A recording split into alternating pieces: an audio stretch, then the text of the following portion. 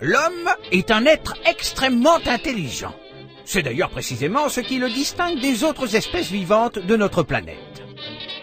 Il sait faire plein de choses absolument hallucinantes. Il sait parler, lire, compter, aimer, il est même allé sur la Lune.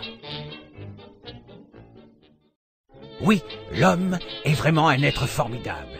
Il est formidable, mais parfois, il faut reconnaître qu'il adopte un comportement un peu bizarre. Tenez, par exemple, l'homme a peur de tout ce qui ne lui ressemble pas à l'identique. Cette peur de la différence le conduit à développer des a priori négatifs et à adopter un comportement déconcertant. Il peut alors tout rejeter, sans le moindre discernement. Le plus inquiétant, c'est que cette peur se développe dès le plus jeune âge. Observez ce qui se passe dans les cours de récréation.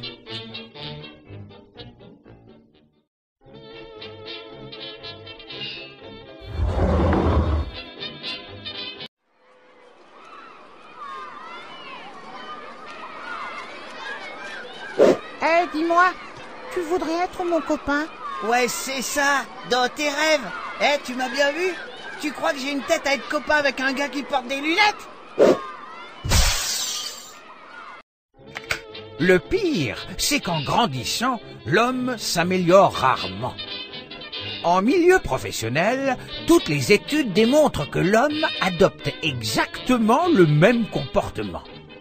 Prenez par exemple le recrutement. Les personnes qui présentent le moindre handicap peuvent être écartées sans qu'elles aient la plus petite chance de montrer leur talent.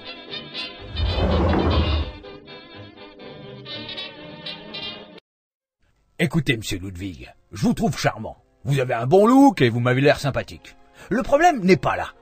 J'ai bien compris que vous maîtrisiez le solfège, que vous pratiquiez une multitude d'instruments, que vous composiez vos propres mélodies depuis l'âge de 7 ans. Mais soyons un peu sérieux tout de même. Comment voulez-vous que je retienne votre candidature pour ce poste de compositeur? Vous êtes sourd, un compositeur sourd. Mais c'est impossible, voyons. Ah, oui, c'est vrai, je suis sourd. Mais vous, cher monsieur, ne pensez-vous pas être aveugle sur mon talent?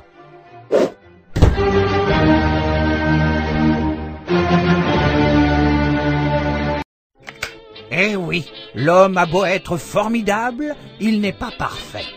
Il est souvent victime de ses a priori sur ce qui lui est inconnu.